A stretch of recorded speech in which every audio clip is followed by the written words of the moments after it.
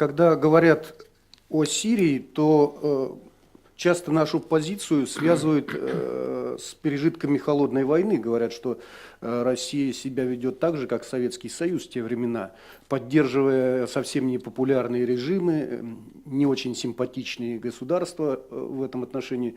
Но дело-то в том, что такой же упрек можно и к Соединенным Штатам Америки адресовать. Дело в том, что вот эта ситуация двойных стандартов, она существует, к сожалению.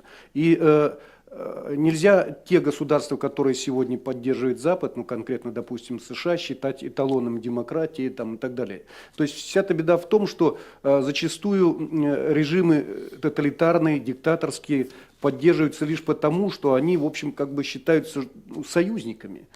И это, собственно, ошибка, присущая и России, и США, и западным государствам. Потому что, к сожалению, эти союзники, так называемые, очень ненадежные. Они в любой момент могут не только предать, но и нанести серьезный ущерб национальным интересам того государства, которое его поддерживало. Вот, в принципе, то, что происходит в Сирии, мне кажется, не вызывает симпатии ни у кого.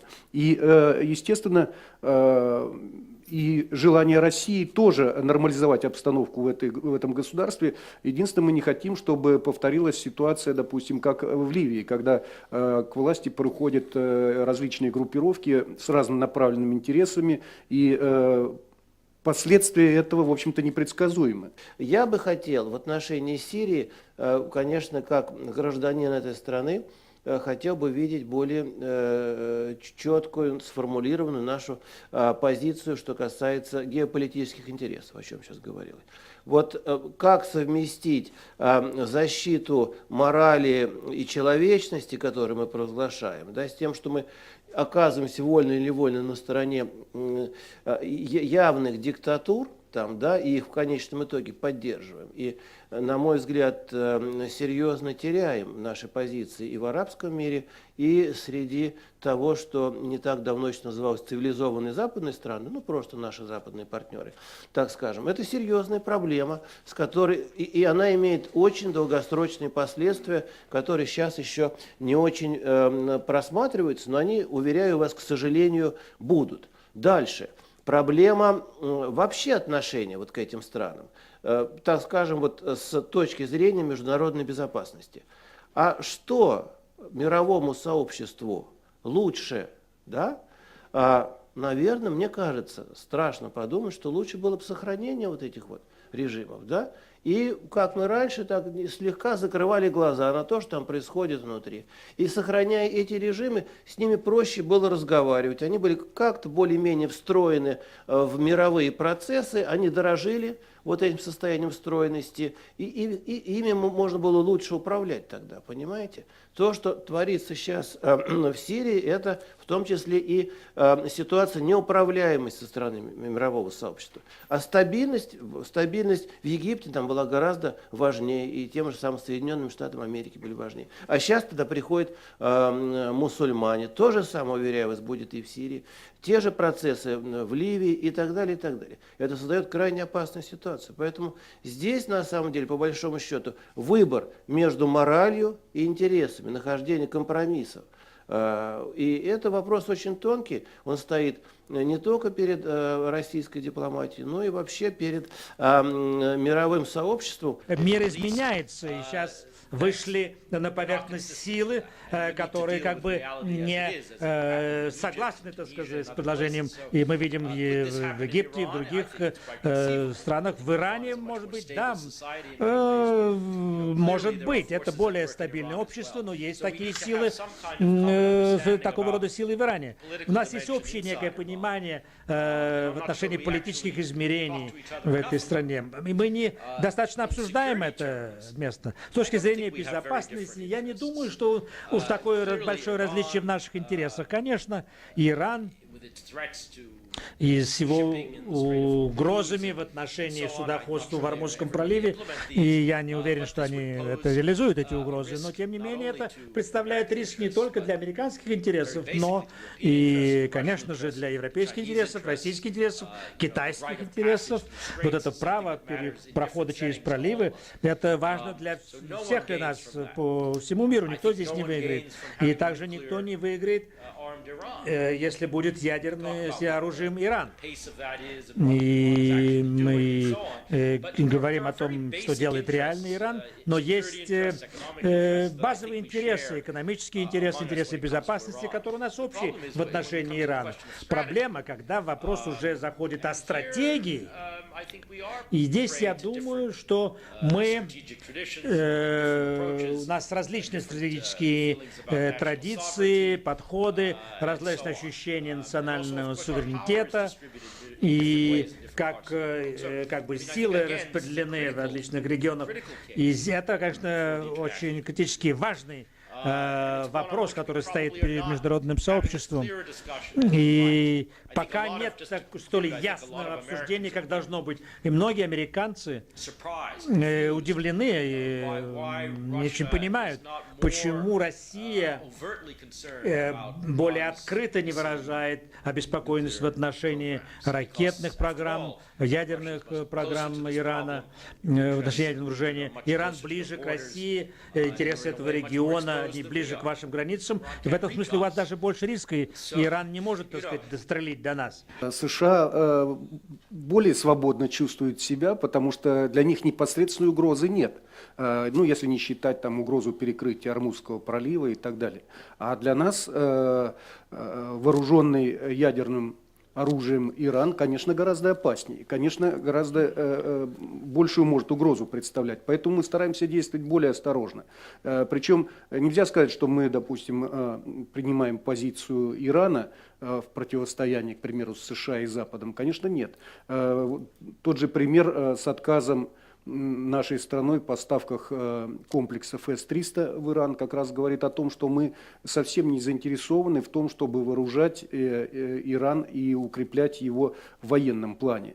И я думаю, что мы совсем не заинтересованы, чтобы в Иране появилось ядерное оружие. Вывод войск из Европы, меньшая озабоченность, так сказать, о европейской ситуации, это старая история. Мы уже делаем это медленно в течение последних 20 лет.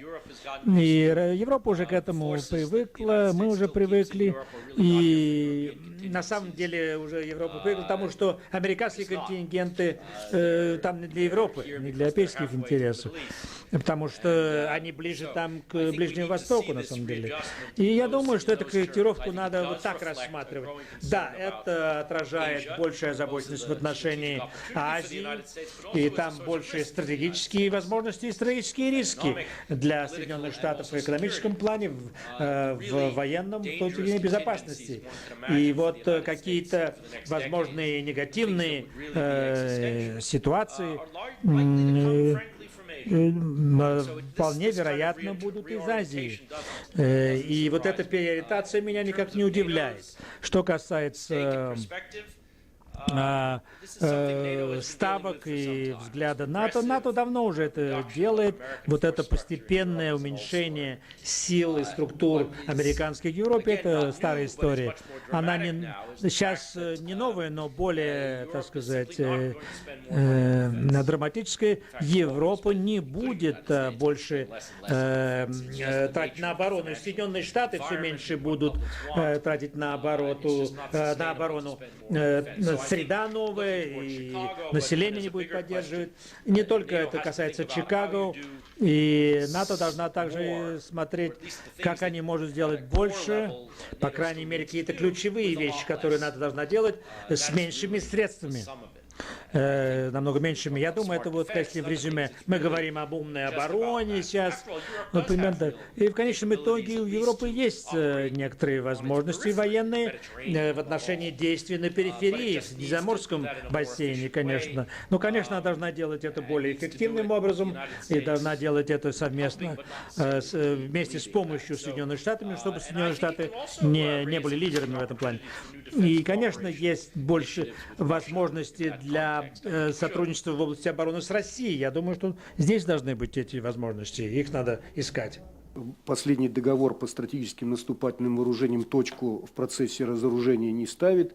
В перспективе мы можем и снижать пороги наших вооружений, но, конечно, мне кажется, вот это не вопрос завтрашнего дня, а задача сегодня номер один в процесс разоружения вовлечь и другие государства. Они, конечно, не очень-то и хотят, потому что они говорят, у вас такие огромные арсеналы, вот давайте вы сначала их сильно снизите, а потом уже будем с вами разговаривать. Потому что, конечно, потенциалы США и России в разы превосходят то, что есть у того же Китая или там Франции или Великобритании. Я уже не говорю о других государствах. Естественно, нам бы хотелось, чтобы все участвовали в процессе разоружения, чтобы вот этот вот статус-кво, который существует сегодня в сфере ядерных вооружений, чтобы эта ситуация сохранялась. Но это сложнейшая, на мой взгляд, задача, чтобы вовлечь и другие государства в процесс ядерного разоружения. А что касается каких-то других направлений, там, конечно, вот сейчас одна из важнейших проблем – это проблема сокращения тактических ядерных вооружений. Для нас это очень больная тема. Хотя мы, допустим, говорим, что неплохо бы все ядерные заряды тактически вывести на свои национальные территории. Вот у Америки есть ядерные вооружения тактически на территории Европы. Вот захотят ли они вывести или нет, не знаю, посмотрим, время покажет. Соединенные Штаты, особенно при Обаме, сейчас нацелены на то, чтобы у них и внутрифинансовая ситуация, да, тоже об этом их к этому подталкивают, чтобы всячески сокращать дорогостоящие военные программы, и на 10 лет они собираются, там уже объявлено на 500 миллиардов все сократить, то есть по 50 миллиардов в год получается примерно. Это серьезная, очень серьезная сумма, и исходить надо, и мы начинаем исходить из этого, что мы действительно друг для друга прямой угрозы не представляем, и хватит поддерживать эту самую машину холодной войны в рабочем состоянии, требует денег, средств и занимает очень много душевных сил, как мы с вами видим. Вот, а надо поворачиваться против вот новых или новых старых угроз, понимаете, потому что многие так называемые новые, это угрозы и старые, терроризм, например. Что касается, я очень надеюсь, уже так, если продолжим здесь разговор в этом направлении, что вот либо Обама останется в своем посту, либо дух Обамы сохранится как-то в решениях и подходах Соединенных Штатов Америки, что мы сможем плодотворно очень работать вот именно на направлении дальнейшего сокращения ограничений вооружений, что для нас крайне важно. И в нашей тоже нынешней ситуации это серьезно снизит градус взаимных озабоченностей, в том числе и в Европро, уверяю вас.